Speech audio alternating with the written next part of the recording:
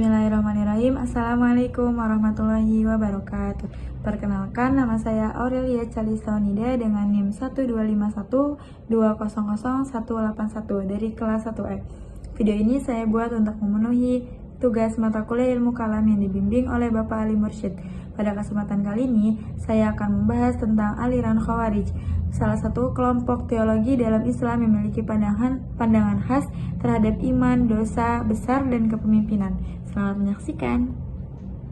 Seperti telah dikemukakan sebelumnya, kaum Khawarij itu terdiri atas pengikut-pengikut Ali bin Abi Thalib yang meninggalkan barisannya karena tidak setuju dengan sikap Ali bin Abi Thalib dalam menerima arbitrase sebagai jalan untuk menyelesaikan persengketaan tentang khilafah dengan Muawiyah bin Abi Sufyan.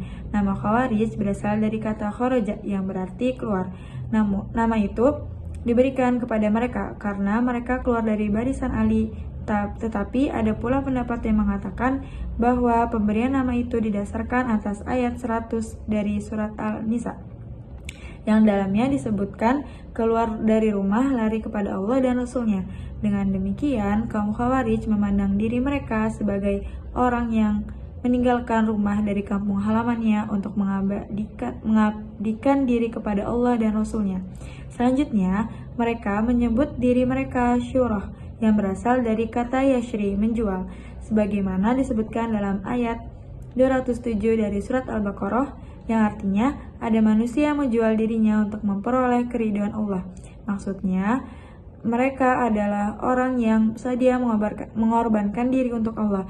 Nama lain yang diberikan kepada mereka ialah Haruriyah dari kata Harura, satu desa yang terletak di dekat kota Kufah di Irak. Di tempat inilah mereka yang pada waktu itu berjumlah 12.000 orang berkumpul setelah memisahkan diri dari Ali.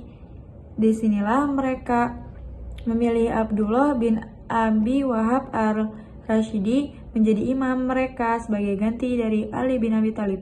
Dalam pertempuran dengan kekuatan Ali, mereka mengalami kekalahan besar, tetapi akhirnya seorang Khariji bernama Abd ar-Rahman ibnu Muljam dapat membunuh Ali. Sungguh pun telah mengalami kekalahan. Kaum Khawarij menyusun barisan kembali dan meneruskan perlawanan terhadap kekuatan Islam resmi baik di zaman dinasti Bani Umayyah maupun di zaman dinasti Bani Abbas. Pemegang-pemegang kekuasaan yang ada pada waktu itu mereka anggap telah menyeleweng dari Islam dan oleh karena itu mesti ditantang dan dijatuhkan.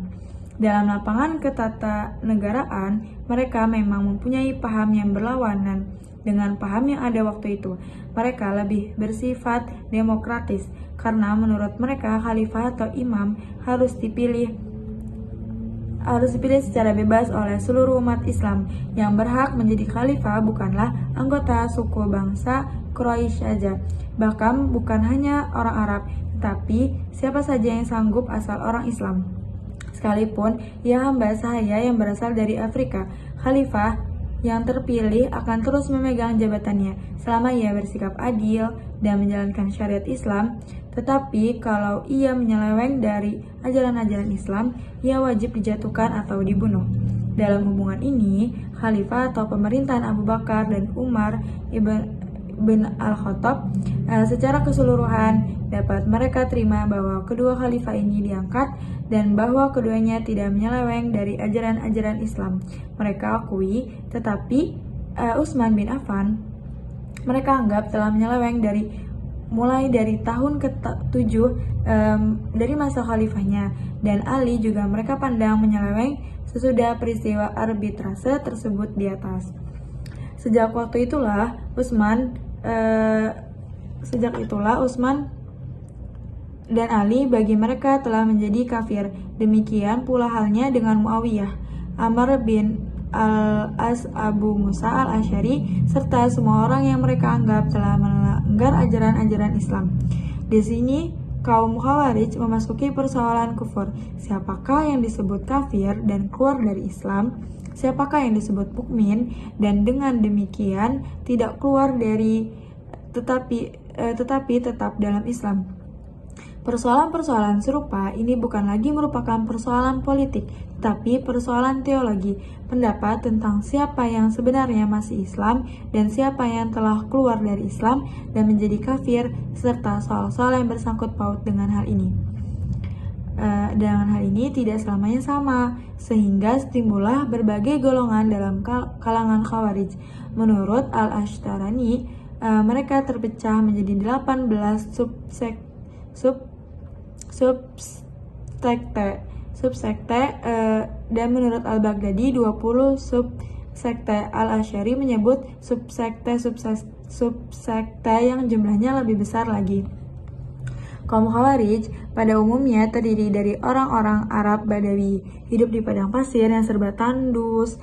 Mereka membuat mereka bersifat sederhana dalam cara hidup dan pemikiran, tetapi keras hati serta berani dan bersikap merdeka, tidak bergantung pada orang lain.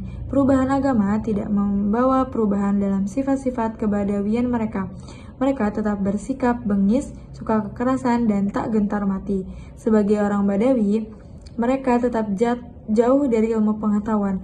Ajaran-ajaran Islam sebagai terdapat dalam Al-Quran dan hadis, mereka artikan menurut lafaznya dan harus dilaksanakan sepenuhnya.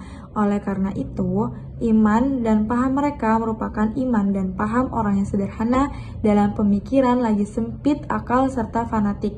Iman yang tebal tetapi sempit ditambah lagi dengan sikap fanatik ini membuat mereka tidak bisa mentolerir penyimpangan terhadap ajaran Islam menurut paham mereka. Walaupun hanya penyimpangan dalam bentuk kecil. Disinilah letak penjelasannya, bagaimana mudahnya kaum Khawarij terpecah belah menjadi golongan-golongan kecil, serta dapat pula dimengerti tentang sikap mereka yang terus-menerus mengadakan perlawanan terhadap penguasa-penguasa Islam dan umat Islam yang ada zaman mereka. Berikut ini golongan-golongan Khawarij yang terpecah belah. Yang pertama ada Al-Muhakimah, golongan Khawarij asli dan terdiri dari pengikut-pengikut Ali disebut golongan Al-Muhakimah. Bagi mereka, Ali Muawiyah, kedua pengantara Amr bin Al-As dan Abu Musa Al-Asy'ari, dan semua orang yang menyetujui arbitrase bersalah dan menjadi kafir. Selanjutnya, hukum kafir ini mereka luaskan artinya sehingga termasuk ke dalamnya tiap orang yang berbuat dosa besar.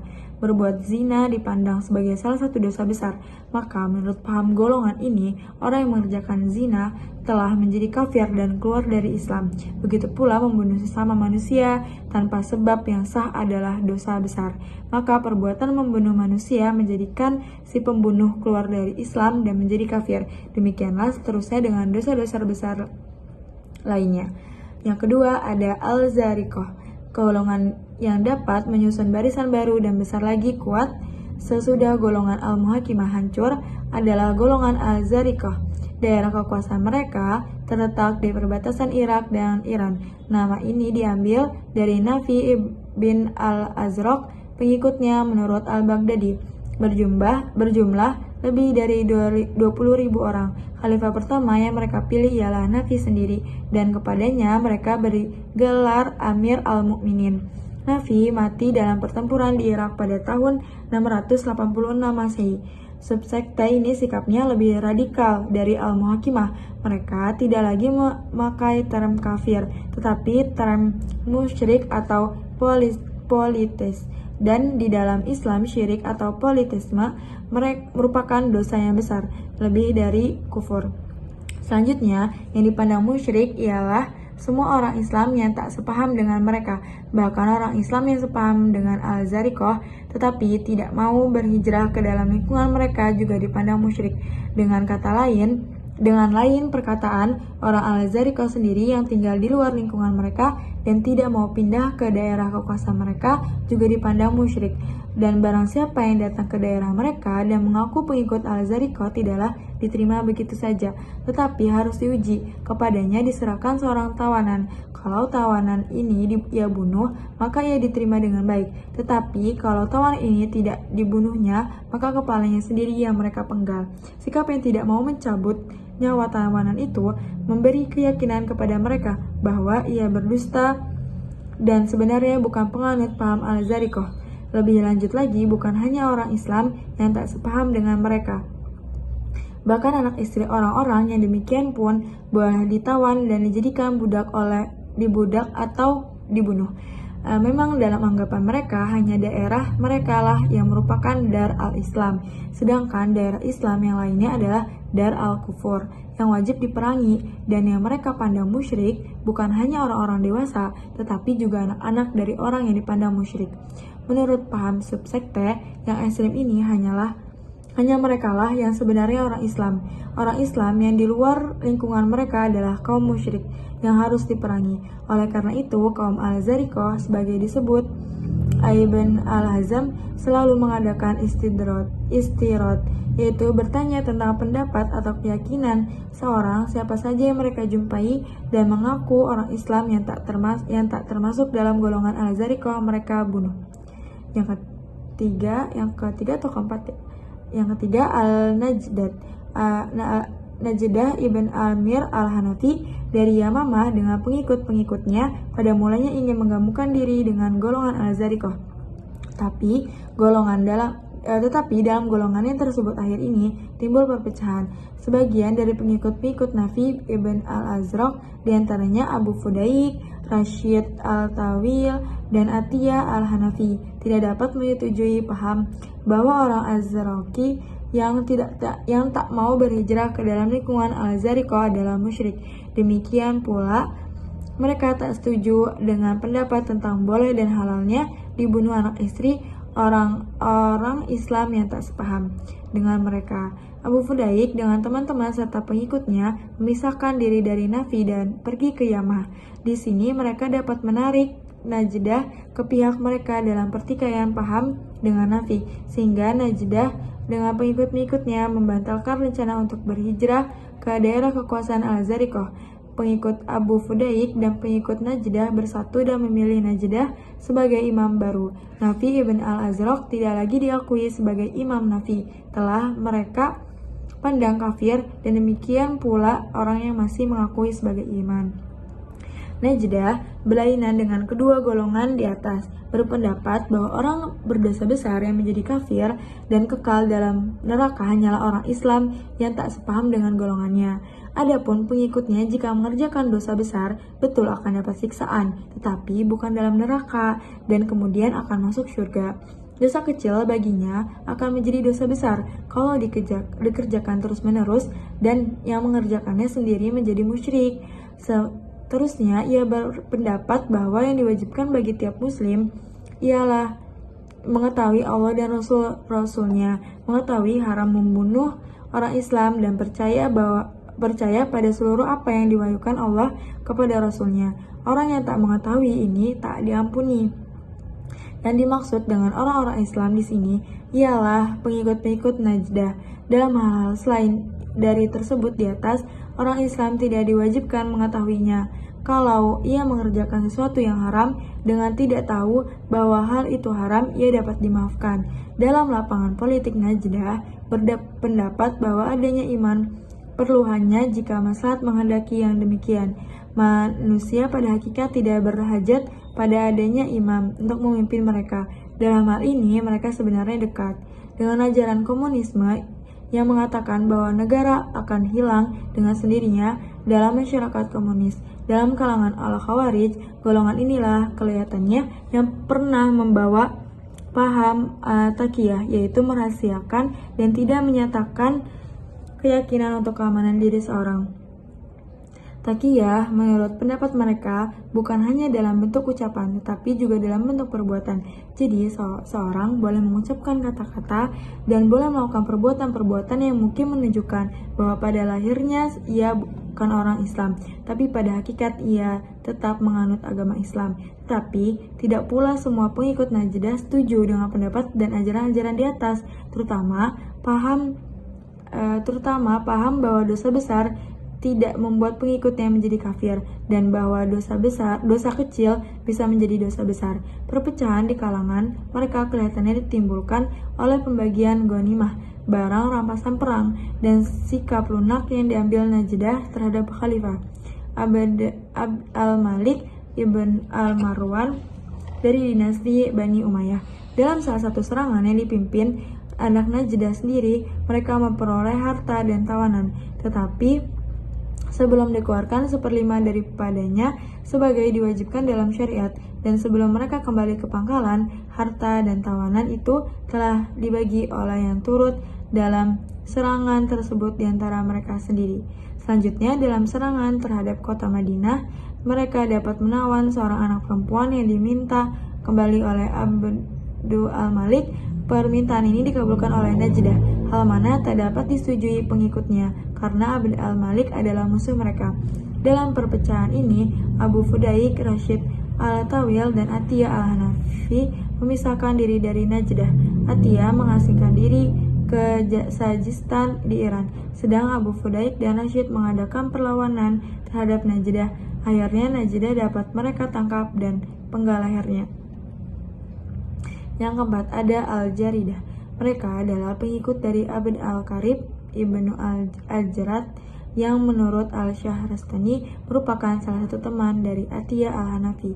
Kaum Al-Jaridah bersifat lebih lunak karena menurut paham mereka berhijrah bukanlah merupakan kewajiban sebagai diajarkan oleh Nafi ibn al-Azraq dan Najdah, tetapi hanya merupakan kebajikan.